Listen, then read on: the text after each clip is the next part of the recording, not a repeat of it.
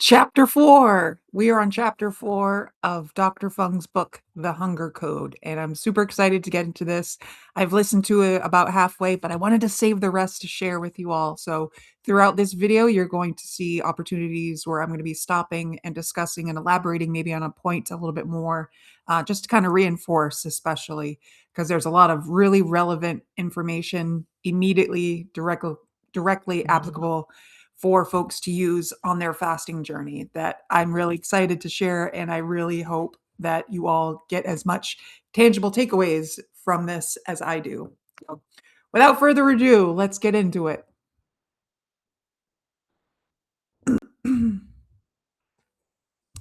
All right. Chapter 4: How Hormones Sustain Hunger. Like the 2020s, the 2010s bore witness to an immense wave of optimism that obesity was about to be cured. This time, the silver bullet was not a drug, it was weight loss bariatric surgery. For many years, an American reality television show called My 600-Pound Life has followed people on their journey to reduce their weight to a healthy level. Usually, participants tried to lose weight on their own by following a strict diet, and many were also offered gastric bypass surgery or sleeve gastrectomy. These surgeries reduced the size of the stomach and the volume of nutrients that could be absorbed. The early results were amazing. People lost hundreds of pounds and kept the weight off. For a while. But in the end, obesity was not cured. Not even close. What happened? I'm going to pause just for a brief moment because I want you to think about in your lifespan, in your history past, or even in your present.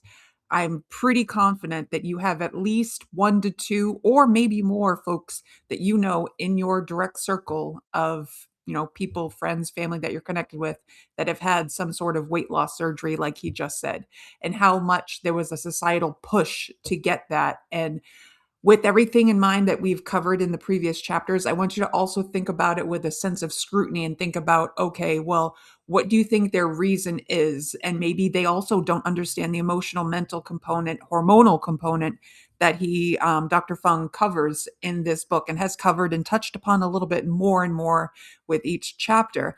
And why you think about, okay, if you've ever also, like I used to be obsessed with that show, I wouldn't turn it away. Like if I flip through TV, like through the streaming services and stuff, and see an opportunity to watch an episode, one that I haven't seen before, I'm interested to see because from my standpoint, and I've watched it pre-fasting journey that I've had as well, and thinking about how much, and I know it's glamorized for TV, so I know it's not like a true depiction because I'm also following and connected to a lot of the people that have been on the show, like primarily on Instagram. But one of the things that I've noticed, even before fasting, that they don't really touch upon, besides sending the patients or the persons being highlighted in each episode, they don't really make an emphasis or a focus on the mental, emotional, hormonal component of it. And as we've already covered so far in this book, hormones are such an important core factor to really pay attention to within your weight loss journey. Like obviously with adherence to fasting, but really in any previous attempted weight loss effort where we were never given the focus and importance, relevance, really like reiteration of why tending to these thoughts, hormones, emotions, habits, the way that our mindset and emotions are coming into weight loss and how we approach weight loss in general. And just how we think about it, how we see our bodies and feel about our bodies. Like I could go on another whole tangent and it's honestly worth like a whole podcast episode, but I think I've touched upon things within this many times before where if you think about coming into your weight loss journey as just this external disassociated, like attached thing, or really in a negative sense, like I'm seeing my body as a nuisance, or oh my gosh, I have to get down to this, and they say I'm disgusting or I'm this or whatever, like there's a sense of ownership and responsibility we obviously have to take for ourselves in our journeys. But at the same time, we need to understand that so much of, yes, our environment, yes, our upbringing, but the relationship to the choices and the way that we think about food and purchasing and preparing, but even more so, how these foods are affecting us when we're consuming them. Like, if we are in a bad headspace, it's going to obviously affect us more. But ultimately, like he's covered in previous chapters, every bit of food has two things: one, that source of energy, and two, instructions. And what he means by instructions is how your body responds to it cellularly, hormonally. What's the hormonal response to it? And I think that's really interesting. So, like, I'm glad as a society I'm seeing this wave that we're getting away from thinking that the instinctual reflex reaction to problems with weight loss need to be remedied with a surgical intervention. I'm so glad that I'm seeing massive shift and change towards this intrinsic method where we can balance our own health and wellness to our hormones, cells, like everything inside out, top to bottom, I personally feel. And that wave has been a slow moving wave. I've seen it pick up since starting my journey back in 2018. But I think it's still important to address because there's still such a wide amount of folks, practitioners, professionals that are advocating for surgical interventions first instead of understanding, like Dr. Fung goes over, understanding how much of a role we can take back and take ownership of rectifying our situation for ourselves in a very simple, commonsensical, no fluff, no product sort of way. So, really interesting. Unfortunately, in the long term, people on the show regained all the weight they'd lost and sometimes even a bit more. The clearest indication of bariatric surgery's failure was the steadily declining number of surgeries being performed despite the ever growing epidemic of obesity. The completed number of sleeve gastrectomy operations peaked in 2014 and by 2020, pre COVID, had fallen by almost 50%. The more powerful Roux-en-Y gastric bypass surgery peaked in popularity in 2010, and the number of surgeries has since fallen by over 60%. Almost half of the patients who underwent bariatric surgery regretted it. The issue? Simply, surgery reduced how much food people could physically eat, but it didn't reduce their hunger. The problem was never the calories. The problem was the hunger. Why do we eat? It's certainly not the calories. Have you ever thought to yourself, I'm hungry, I should eat 493 calories? Or, oh, I ate 462 extra calories at lunch, and so I should only eat 683 calories at dinner? No, doesn't sound familiar. That's why strategies based on calorie counting are completely non-intuitive, non-physiological, and awkward. On the other hand, tell me if you've ever thought to yourself, oh, I'm super hungry. I'm going to order the extra large burrito. Or, oh, I'm so full. I will just have a small salad for dinner. Of course. We have these kinds of thoughts all the time. So we need to acknowledge this fundamental truth. We eat because we are hungry. We stop eating when we are full. Homeostatic hunger is driven mainly by neurohormonal factors, as we alluded to in Chapter 2. Let's explore each of these neurohormonal factors in more detail. Leptin. In the mid-1990s, researchers believed they had found the cure for obesity. Fat cells release a protein called leptin. If you have more fat cells, or larger ones, you release more leptin, which tells the appetite centers in the brain, arcuate nucleus, to turn off hunger. This hormone makes you eat less, which reduces insulin and causes weight loss. Your fat cells return to their proper number and size, homeostasis. Leptin is the signal that we're too fat. Where insulin turns up the body fat thermostat, leptin turns it down. This negative feedback loop illustrates how the body fat thermostat is supposed to maintain homeostasis of body fat. See Figure 4.1 in the accompanying PDF. Aha, thought the scientists. Obesity is caused by too little leptin. In 1995, the biopharmaceutical company Amgen bought the commercial rights to make synthetic leptin for a then record price. Just inject leptin, the thinking went, and then you'll stop eating and lose weight. Why haven't you heard of this miraculous cure? Because for most people, injecting leptin to lose weight didn't work. Leptin levels were not low in overweight people. Those levels were already high, and giving more leptin didn't help. Obesity is a leptin-resistant state. What that means is that although leptin does adjust the body fat thermostat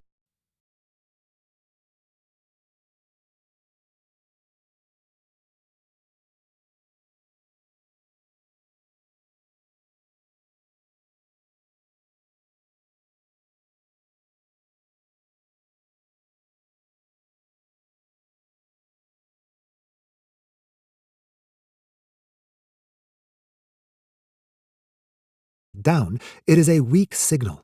High insulin levels easily overwhelm leptin, and the thermostat continues to go up. By the time people have gained significant weight, leptin is already as maxed out as the credit card you stupidly let your teenager borrow. Giving more synthetic leptin had no effect. Leptin explains why Dr. George Bray and other normal weight people who recently gained weight could so easily lose it. Leptin would shut down their appetite for weeks until they lost all the weight they'd gained without any effort or willpower. Ghrelin and stomach distension. Vagus nerve. When our stomach is empty, it secretes the hormone ghrelin, sometimes called the hunger hormone. This hormone acts on the brain's appetite centers and the hypothalamus to release the hunger-stimulating hormones orexin and melanin-concentrating hormone. You get hungry, so you eat. The food fills the stomach, stretching the receptors in the stomach wall, which are called baroreceptors. Sensing that the stomach is full, the stomach stops secreting ghrelin. This message is transmitted via the vagus nerve to the brain. Together, the baroreceptors and ghrelin turn hunger on and off in a nice, neat, homeostatic negative feedback loop. See Figure 4.2 in the accompanying PDF. Aha! Maybe obesity is triggered by excessively high ghrelin levels, which cause a perverted appetite that leads to overeating and weight gain. This hypothesis, too, is neat, tidy, and plausible, but it is just not correct. Surprisingly, in people with obesity, ghrelin levels are usually lower than normal. As with leptin, ghrelin plays a role in adjusting the body fat thermostat, but a relatively small one. Both hormones lower the body fat thermostat, but by the time you've gained significant weight, these hormones are as exhausted as a snail crawling uphill. The value of bulky foods. We can use the baroreceptors to help turn down hunger by eating bulky foods that fill up the stomach. Foods that contain more water and fiber, like leafy greens and vegetables, increase the total bulk and therefore produce greater satiety. In addition, foods that are harder, chunkier, more viscous, and/or solid stay in the stomach longer, keeping it more distended and making us fuller for longer. The baroreceptors explain why reducing the rate of stomach emptying benefits satiety, which is useful for weight loss. The dietary approach to promoting weight loss by filling up on bulky foods is called volumetrics, and it is supported by many clinical studies. People eating the same volume of food felt equally full, whether they ate anywhere from 450 fewer calories to 1,430 fewer calories. Eating bulkier foods translates into an additional weight loss of between 1.5 kilograms, 3.3 pounds, and 2.2 kilograms, 4.9 pounds. The value of heavy foods. Foods that weigh more also make you full. Foods that are very light make you think you are not eating anything and that those foods have no calories.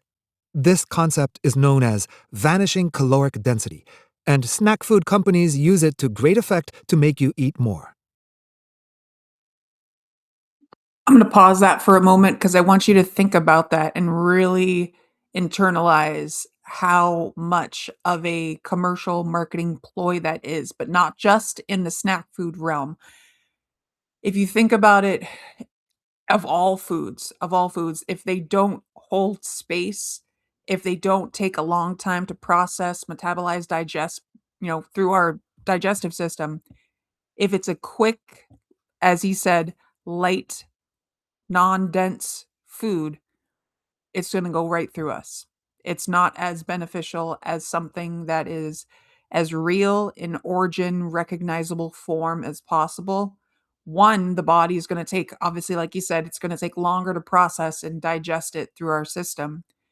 But two, also, it's going to be easier for all that processes in our digestive system to do when it's something that is recognizable, when it's something that is real. The hormonal response that we have in our body as a result is better. It's more complementary to that ability to get to that homeostatic balance than to choose something that's heavily processed. Again, I know I've said this before. I know it's pretty much near impossible to do completely unprocessed food. But what I say, I recommend always, because I do this myself, thinking about how and what we purchase and what foods that we're choosing, and thinking about where our foods come from, if they're made by if our food is made by local businesses, local producers, local um, friends, family that make, bake, butchers, farmers, growers, local to you, if you have that. And I understand not everybody does. Some people live in food deserts, but if you think about if you have to get convenience or processed foods, if you think about the quality of each of these packaged items, the minimal amount of ingredients is going to be the absolute best choice because again, that's how much more of a hormonal response, either positive or negative, is going to happen to your digestive system as we're eating these foods. And even if you can't get yourself to local, fresh, if you live in a food desert, I absolutely understand. Never underestimate the power of reading labels and verify, like checking around. But like canned things, frozen things are absolutely, I would recommend above all. But being a savvy consumer and thinking about where your food comes from, what ingredients are in your food, not only is going to make it better for your digestive system, as we were just talking about, but also thinking about what quality of fuel and food you're putting in that will inherently affect your hormonal response to the foods that you're eating. But also, if you're giving your body a hard time to process, digest, recognize what kind of frankenfood, if that's what you've been having before, because I've been there. Um, your body is going to perform and work so much more efficiently when you're putting food in that it knows how to process and digest with the least amount of processing, the least amount of added ingredients, etc. That's, to me, that's setting yourself up for long-term success, in addition to, as you said, eating with like the volumetrics in mind and how beneficial that can be, not just because in your fasting, but overall, honestly, for the rest of your life. That's something to really take to heart and honestly know that it can be done. We can go into a little bit more detail on like what that looks like for me. But that is something I wholeheartedly take passionately into my life as a regular practice. And it definitely wasn't like that when I was coming into fasting as a lifestyle when I first started. It's very much like rip dump. And of course, I didn't eat meat before. Like I became vegetarian vegan in 2014 after having my gallbladder removed for previous issues and things. But I feel like we can be savvy consumers, and the slower progress learning as you go is going to be most beneficial. If you're invested in it, it's something that can be a permanent switch for you. I wholeheartedly believe that. Think of a cheese puff, potato chip, or fluffy french fry. They seem as light as air, and it's easy to just keep eating more. Compare that feeling to a chunk of cheese or a heavy boiled potato. Eating bulky, heavy foods make us feel full, which keeps hunger at bay. On a side note, many experts advise you to eat nutrient-dense foods. I always wonder, which nutrients need to be dense? Have you ever tried to compress a piece of steak? Is squishing vegetables helpful for weight loss? Is getting more vitamin B or C or D in a smaller volume good? Not really. The truth is actually the opposite. Calories are the energy contained within food. To lose weight, you want to eat nutrient-sparse foods, foods with a few nutrients, calories, contained within a large volume. This bulk makes you feel full and helps you maintain an ideal weight. Eating nutrient, calorie-dense donuts is not good. Eating berries full of water and fiber to increase volume and heft is much better. Tip number 21. Eat bulky, heavy foods that contain fiber and water to fill the stomach, such as leafy green vegetables, berries, beans, whole oats, cauliflower, and broccoli. The value of I want to add in a little informational tidbit, which seems commonsensical, but I'm going to repeat it anyway, if it's something that you forgot. When you're consuming all these real, fruits and vegetables, I want you to also consider the quality and the amounts of water that you're also ingesting at the same time. And if you're one of those folks out there, because I've consulted with many, and no shade, like no shame or anything, I don't want you to take from this, but a lot of folks have a hard time getting in their necessary amount of water that they need to consume every single day. And I understand that. I totally understand that, especially different parts of the country and the world make it harder. But if you're able to get an adequate enough amount of real, recognizable, fresh, even fruits and vegetables into your real, regular daily consumption, that's water. That's water. And you're able to keep yourself hydrated in that sense, even if you have a hard time getting in water. So just remember that too. Of adequate sleep. Sleep and eating are more related than you might think. Shorter sleep is associated with higher rates of obesity, and a third of American adults report regularly sleeping less than the recommended 8 hours per night. Sleep deprivation increases ghrelin, the hunger hormone. Even a single night of sleep deprivation increases ghrelin levels by 22%, which caused a doubling in subjective feelings of hunger. Women experienced a higher rise in ghrelin after sleep loss compared to men. Weight loss depends on controlling hunger. Sleep deprivation increases both the hunger and the opportunity to eat. Go to bed and wake earlier and schedule an extra half hour of total sleep. Hunger is highest in the evenings, and late night snacking stimulates more insulin compared to the same foods eaten in the morning. By sleeping earlier, for example, at 10:30 p.m. instead of 11 p.m., you minimize the time spent in a high-risk period for weight gain. Brush your teeth after dinner to mentally signal to yourself that your eating has finished for the day. Improve the quality of sleep by darkening the room, avoiding screen time too close to bedtime, and keeping the bedroom cooler. Tip number 12.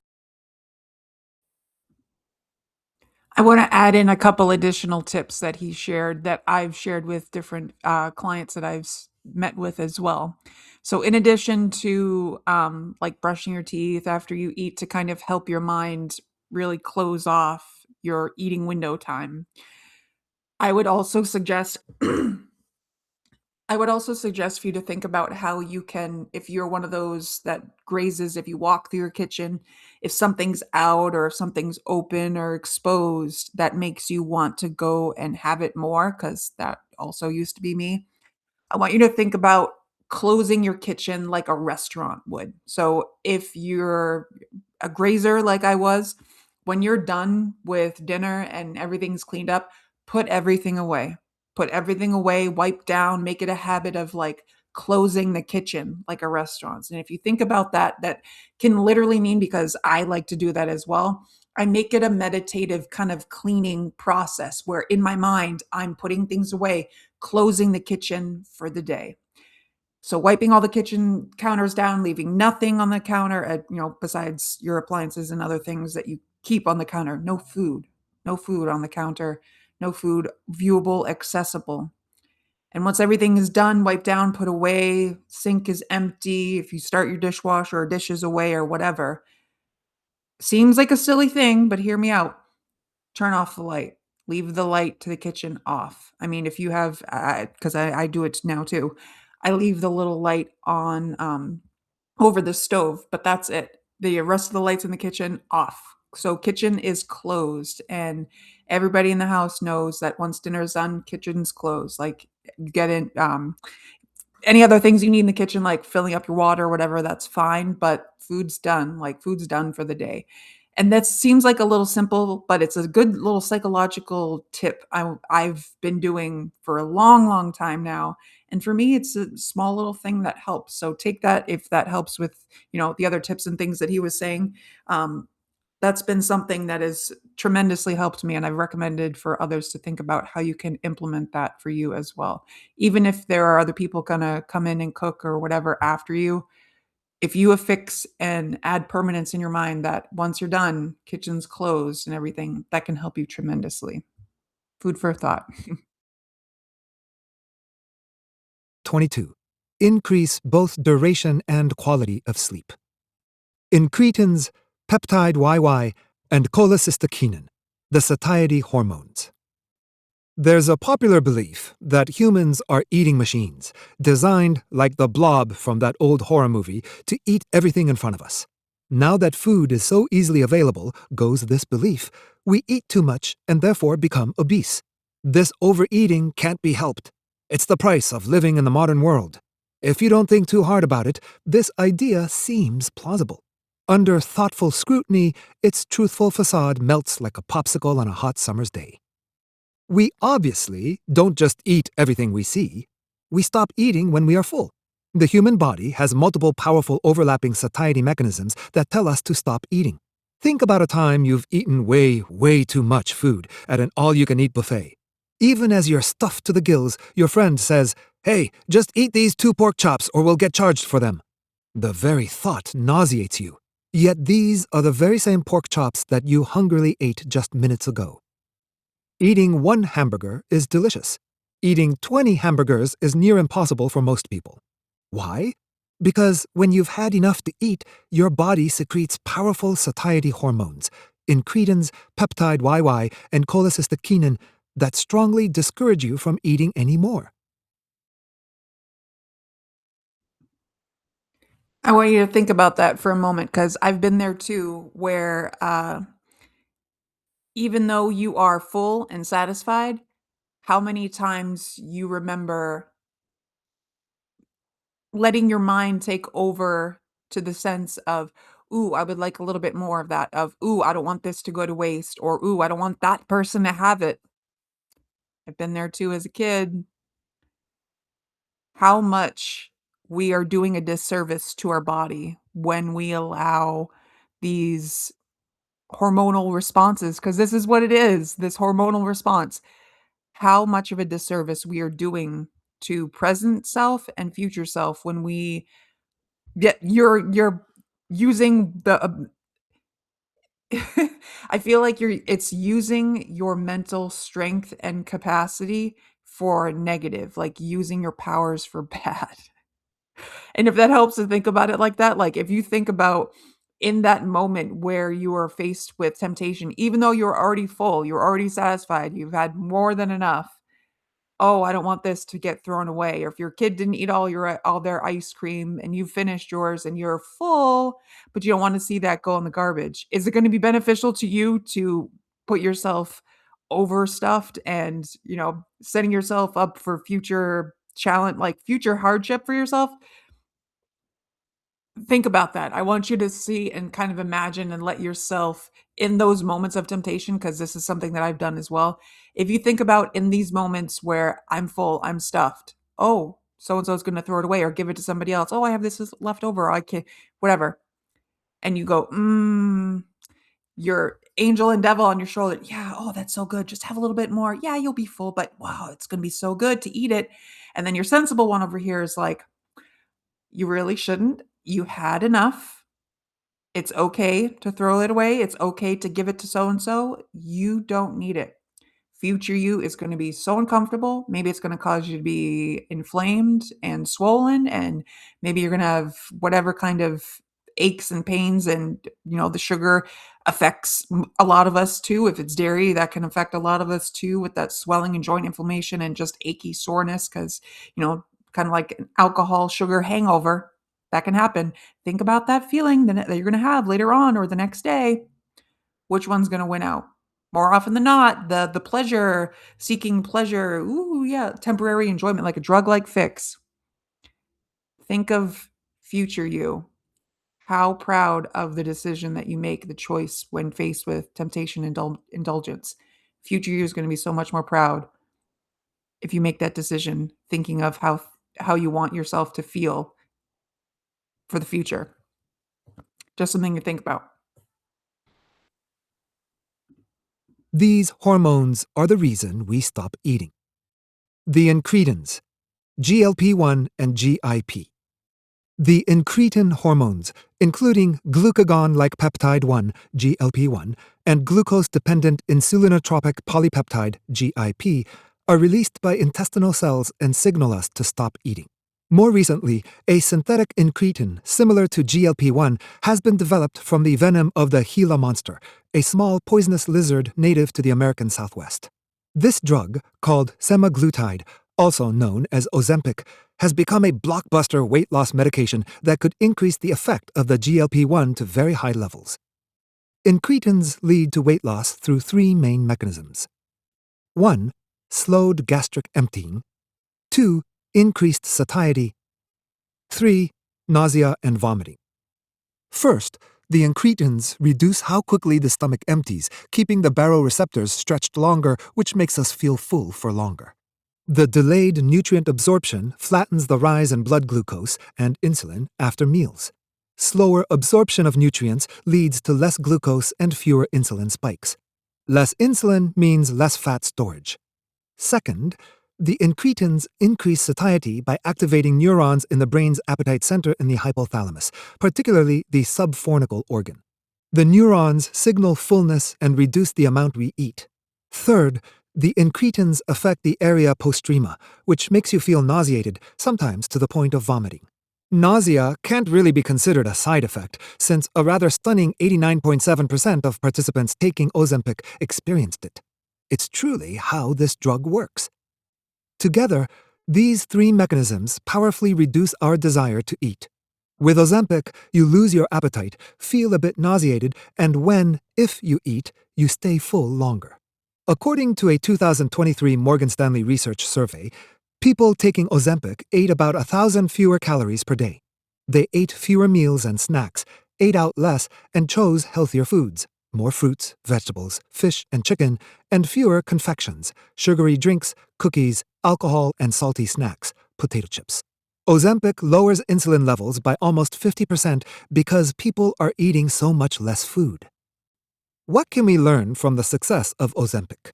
Successful long-term weight loss is not about controlling calories, but about controlling hunger and satiety. Ozempic does not reduce calories directly. Bariatric surgery physically restricts calories, but it is relatively ineffective for lasting weight loss. Ozempic reduces hunger, which reduces eating behavior, which reduces calories. This is a crucial distinction. If you simply eat fewer calories, your hunger may increase and compel you to eat more calories. Eating fewer calories won't lead to long-term weight loss. Ozempic works at the root cause. It reduces the hunger.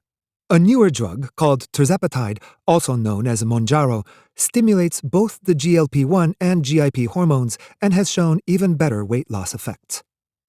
Peptide YY and cholecystokinin. Peptide YY, PYY, and cholecystokinin, CCK, are both gut hormones that regulate digestion and appetite. When we eat proteins and fats, intestinal cells release peptide YY and cholecystokinin, which slows stomach emptying and reduces appetite through its effects on the brain, nucleus tractus solitarius, and arcuate nucleus of the hypothalamus. Adrenaline and noradrenaline, the sympathetic nervous system. Many of the body's automatic functions, like your heartbeat or breathing, are regulated by the autonomic nervous system. The autonomic nervous system has two main divisions: the parasympathetic nervous system, PNS, and the sympathetic nervous system, SNS. These systems are complementary. The PNS prepares the body for rest, digestion, and maintenance, the rest and digest response, and the sympathetic nervous system, SNS, prepares the body for action, the fight or flight response. The SNS increases our chances of survival when confronted by a lion, for example. The SNS releases hormones such as adrenaline and noradrenaline that prepare the body either to fight or to run fast. Activating the SNS increases the body's awareness, arousal, and available energy, glucose. As your heart beats faster, you breathe more quickly, and you prepare for action. When the SNS is activated, you expend more energy and burn fat, lipolysis, to provide that energy. The SNS also powerfully suppresses your appetite and hunger. When you're in danger, suddenly confronted by a lion or a gang of criminals, do you suddenly think, "Oh, I'm a bit peckish"? Do you ever feel hungry while playing an intense game of basketball or hockey? No! Blood is diverted away from your body's hunger and digestion response to focus on supplying the muscles with energy. Your sympathetic tone, the activity level of the sympathetic nerves, is high. Certain drugs activate the SNS to cause weight loss. The most common example is nicotine. While smoking nicotine is super unhealthy, it does cause weight loss. People who smoke are thinner than people who have never smoked. Studies show that when smokers quit, their weight rises over 10 years to closely mirror the weight of non-smokers. See figure 4.3 in the accompanying PDF. The difference is not the calories. It is the reduced level of stimulation of the hormones, sympathetic tone, that is affecting the body fat thermostat. In the 1990s, the notorious weight loss drug fen-phen, Fenfluramine plus phentermine, both of which activate the SNS, was widely prescribed because it produced an average weight loss of 15 to 18% of initial weight. That kind of weight loss is on par with the modern miracle drug Ozempic.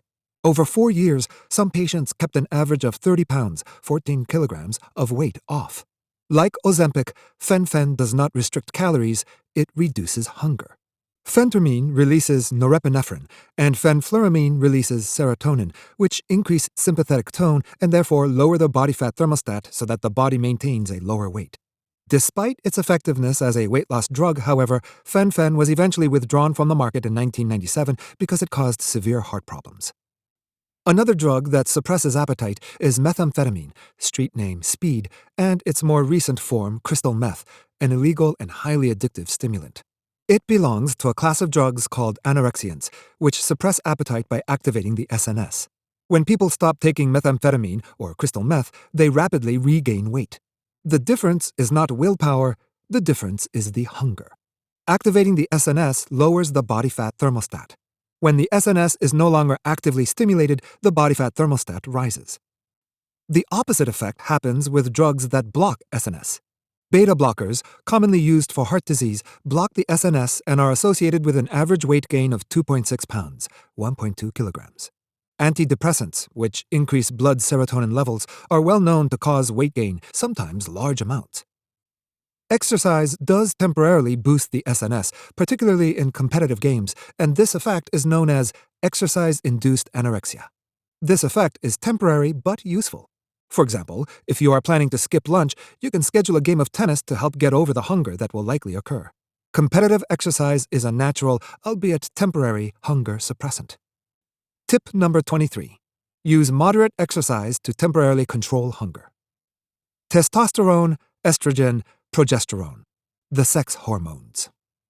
Prior to puberty, boys and girls have roughly the same body fat percentage.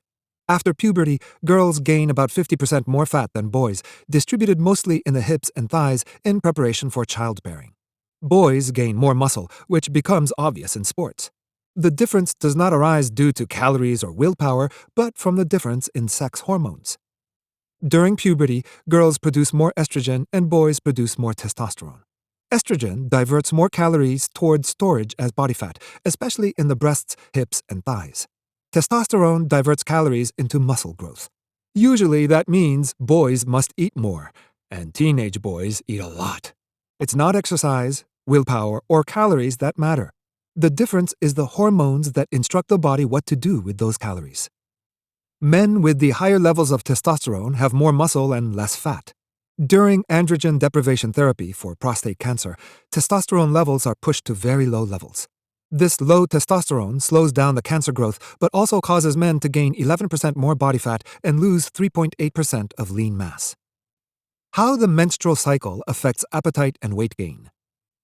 Changes in hormones during the menstrual cycle also affect eating behavior. Estrogen slowly rises at the beginning of the cycle and peaks midway through ovulation. Estrogen is known to decrease appetite, and women, on average, eat less during the first part of their menstrual cycle. After ovulation, progesterone rises, which stimulates hunger, and women generally eat more. Megestrol, a synthetic form of progesterone, is sometimes given to cancer patients to stimulate their appetite, which results in weight gain. How many calories we eat depends on the hormonal instructions the body receives. The problem is the hunger, not the calories. Changes in estrogen levels also influence weight gain in perimenopausal and menopausal women. Women typically gain 2.25 kilograms, 5 pounds, of weight during the perimenopausal period. As estrogen goes down, weight is redistributed back from the fat under the skin around the hips and thighs and breasts to the visceral fat, particularly around the abdomen. Estrogen reduces appetite, so the lower estrogen during menopause increases appetite. Women eat more and so tend to gain weight. Perimenopausal weight gain is not about eating too many calories or having too little willpower, but has everything to do with the lower estrogen levels. We cannot always manipulate the sex hormones for weight loss, but knowing about these changes bolsters the overwhelming evidence that weight gain is not as simplistic as calories in, calories out. However, hormone replacement therapy for menopausal women can be controversial, and the role of testosterone replacement in older men is yet to be defined. Thyroid hormones. The thyroid hormones influence the body's metabolic rate, regulating the speed of digestion and how much energy, calories, you burn. An overactive thyroid, hyperthyroidism, causes your metabolic rate to increase, with symptoms such as sweating, nervousness, tremor, irritability, and weight loss. An underactive thyroid, hypothyroidism, reduces your metabolic rate and can cause symptoms like fatigue, constipation, cold intolerance, and weight gain. We cannot directly influence our thyroid function by the foods we eat or by manipulating thyroid hormones, but these hormones are involved with weight gain and loss nevertheless. Hypoglycemic hunger. Hypoglycemia is a condition of low blood sugars, often caused by an imbalance of insulin and glucose, and it causes shaking, sweating, and profound hunger. Blood glucose levels almost always stay in the normal range for most people, except in two specific situations. 1. You are taking medications to lower blood glucose. 2. You experience reactive hypoglycemia. If you are taking medications to regulate blood glucose and you don't manage them properly, blood glucose can fall too low and you experience hypoglycemia. After a sudden spike in glucose and insulin, followed by an equally violent drop, some people will experience a reactive hypoglycemia that takes their blood glucose below normal. This type of hypoglycemia most commonly happens when we eat highly refined carbohydrates. In a classic 1977 scientific experiment, apple juice, but not whole apples, or applesauce, caused hypoglycemia. See Figure 4.4 in the accompanying PDF. Similarly, if you eat 2 slices of white bread and jam with orange juice in the morning, you'll find yourself famished by 10:30 a.m. and looking for a low-fat muffin to soothe your hunger pangs. Your blood glucose rocketed higher because you ate highly refined carbohydrates with nothing else, naked carbs, and then crashed, causing hypoglycemia. The best way to avoid hypoglycemic hunger is to avoid eating rapidly digestible starches. Instead, choose low glycemic index starches with plenty of fiber. Alternatively, eating 2 eggs with bacon in the morning will keep you full at least until noon. Simply not eating, fasting, does not generally cause hypoglycemia. The human body stores food energy, calories, in 2 forms: glucose and triglycerides, body fat. If you don't eat for a while, you'll deplete your stored glucose first and then simply switch to using body fat for energy. The bottom line is that homeostatic hunger is governed by hormones and, to a lesser extent, nerves, but not calories. Weight loss experts are generally obsessed with calories.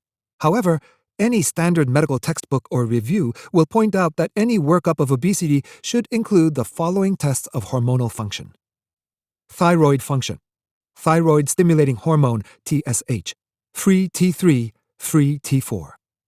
Adrenal function, urinary cortisol, dexamethasone suppression test. Gonadal function, testosterone, estrogen. Insulin, fasting insulin, C-peptide. Further, clinicians should ask for a history of medications such as antidepressants, steroids, antipsychotics, insulin, smoking, amphetamines, and beta blockers. These drugs all affect the hormonal systems we've described. Obviously, hormones play a massive but often ignored role in weight loss and weight gain. See Figure 4.5 in the accompanying PDF. One factor is highly notable for its absence: calories. Calories are physiologically and medically meaningless. The problem was never the calories. That's why calorie restriction never worked. The human body doesn't care about calories. The human body doesn't count calories. The hormones are the key. Over the years, many proposed treatments for obesity have reduced calories, often by physically restricting the number of calories that could enter the body. In the 1970s and 1980s, wiring the jaw shut was a popular weight loss solution. It caused severe physical and emotional distress, dental problems, and gum disease, but didn't really work. People quickly regained all their lost weight when their jaws were opened. The same experience took place with bariatric surgery several decades later. Bulimia is also a desperate attempt at calorie control. Vomiting after meals reduces calories in the body, but it does not lead to long-term weight loss. So why don't these weight loss methods work? Because all these treatments are based on the underlying incorrect premise that reducing calories is the most important thing for weight loss. On the other hand, there are drugs that will reliably cause weight loss, including nicotine, speed, crystal meth, Ozempic, semaglutide, Mounjaro, tirzepatide, and fen-phen. None of these effective drugs target calories. They all affect the hormones that drive the body fat thermostat. There are also some medications that reliably cause weight gain: insulin, cortisol, beta blockers, antidepressants. What do they all have in common? Hormones. After asking and answering the three whys of weight loss, the conclusion is that obesity is a hormonal, not a caloric imbalance. Successful treatment for obesity depends upon fixing this root cause. Manage the hunger, not the calories. Chap- Boom. Manage the hunger, not the calories. I think a big part of that too, which I've gone on to discover for myself, he kind of alludes to a little bit too, where if you're seeing it like the three questions that he's asked before, if you're seeing and treating things just on the surface level, you're not going to get to the root ultimate cause. If you're only looking at the proximate cause, you're not getting to the root ultimate cause.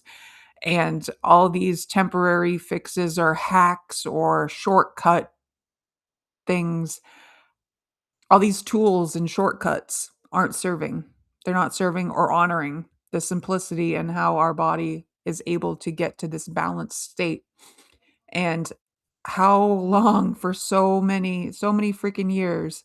Like I've talked about this before and why I heavily advocate for not doing keto, not doing like a strict, I mean, you can do like a lazy keto if, but to depend on a strict keto is just for me, it's completely unnecessary. And I have a whole podcast episode that goes over this as well with the history of keto, and I feel like that discovery of keto and subsequently the intervention of big pharma, pharmacological like, tools and tips and things and stuff in the 1930s when all this happened, the emergence of keto, of a ketogenic way of, it was introduced as a protocol for these doctors, these pediatric physicians, for their patients, children that were having epileptic seizures, and it helped with some cancers as well. Well, why is that? If you're not having foods as the keto rules state, if you're having foods that are, you know, adequate or above level amounts of dietary fat, fiber, non-insulin spiking types of food choices, like not carbohydrates, no pastas, no sugars, and things in that sense. Naturally, as many of you hopefully know at this point, sugar feeds cancer. Sugar feeds cancer. It proliferates and grows and gets bigger, more widespread, the more sugar you have. And additionally, on top of that, cancer cannot exist in an alkaline environment. Keto and fasting, because keto is fasting mimicking, promotes an alkalinity to our bodies. Yes, there has to be that up and down give and take with, the ends of the spectrum.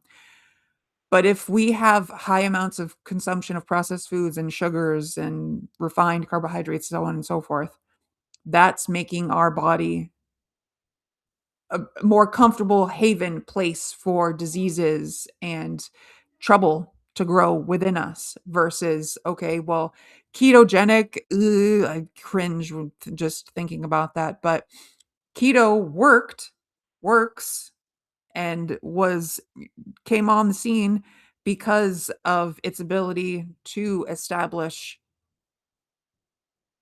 because of its ability to have this alkalinity develop within us and our body's ability to get at that stored fat, to modify the type of fuel that we're having to use the ketones and to get to that state of metabolic ketosis. And its origins prove its ability to heal the body from within us, but ultimately, as we've discovered, keto is fasting mimicking. So keto was blown way out of proportion over the years and just put on such a high dietary culture pedestal of, oh, we should be doing keto and we should be doing this. And when, as he said, with managing your hunger, keto it's gonna have way more negative psychological, physiological effects than if you were to just do the OG, the original form of a fasting lifestyle. It's going to get you the same better, to me, better than the same, results that a ketogenic way of eating would get you. You don't have all that deprived thoughts, feelings of, "Oh, I can't have this food, and I have to stick to this list, and I have to measure, and I have to get these keto products and stuff." Like, excuse me, but who the fuck wants to keep doing living life like that? Keto also has been documented that should not be done long term. Like, it's not something that you just, you know, keto is not something that you attach yourself to doing long term. Keto is a means to an end. And honestly, like, I personally feel that unless you have a dire medical diagnosis of some kind that would be beneficial to utilize keto, okay, in that sense, maybe ramp it up with some keto. But in the just a, hey, I need to lose some weight, let me do keto. Excuse me again, fuck that. No, like, do fasting, integrate some fasting, do bit by bit, increasing the intensity over time, and that'll get you there stronger, more assuredly, more permanently to be able to stay there. Because as we've talked before, it will allow that slow, gradual change and improvement of those dietary food choices, your relationship with food, everything, instead of electing to participate in this torturous keto way of life and eating and foods and lists and fake products and missing out on food and mental anguish of bad, good, and I cheated and da da da. Like, that's just, again, sorry, that's fucking nonsense. That's insane to put yourself through. Because I personally feel, and I've spoken about this many times before, this journey in improving your health should be fun. You should fall in love with it. Truly, like, I whoop whoop, like, I'm excited just at how much of an improved journey this was than all the other methods that I tried over the years. And like we've talked, I have been the big girl, the chubby girl for my entire life, and to now come into year, what is it? Year 7? 7? 8. 8. Year 8. This August will be 8 years that I have been fasting in some form every single day since starting in August of 2018. And I fall in love with this journey. I feel like I what I've achieved for myself is something that I never imagined or aimed to get to. But even more than that, I feel like, because I had been, quote unquote, "stuck" for so many years, I personally feel that if there's other people that are or were like I was, that it's possible to come out on the other side, and that you have to go through all this muck and mud, at times, but it doesn't have to be nearly as torturous as keto or all these other injections or surgeries and stuff.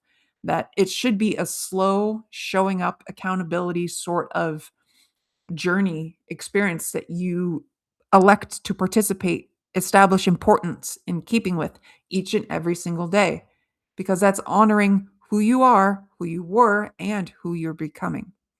Very, very important. And I feel like it's something that if you want it bad enough, there's nothing stopping you. Make it your non negotiable. I've said this before. Make your lifestyle with fasting as the focus. If you make it your non negotiable, you're unstoppable. You'll get you'll get to all your goals and probably surpass them. It just depends on you. It depends on how much of an importance you let this be in your life. So, how important is your health to you? Is it your non negotiable? Can you see yourself 10, 20, 30, 40, 50 years from now?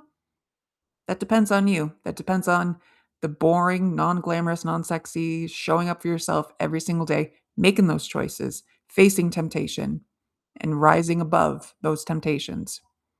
Because even though hormones run the show from head to toe, your conscious mind, your awareness, your decision is yours. It's your life. It's precious, and it deserves to be treated with love, care, compassion, and most importantly, respect.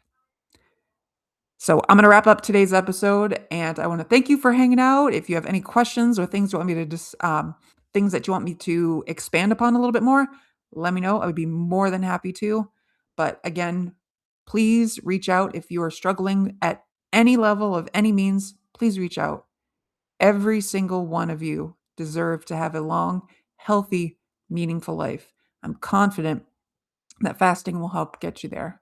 And if you need support, reach out. You deserve it. Okay? Take care of yourself. Make sure you're drinking water. And I'm going to give you a virtual hug. We'll hang out next time and keep going. You got this. All right? I mean it. I believe in you, even if you don't.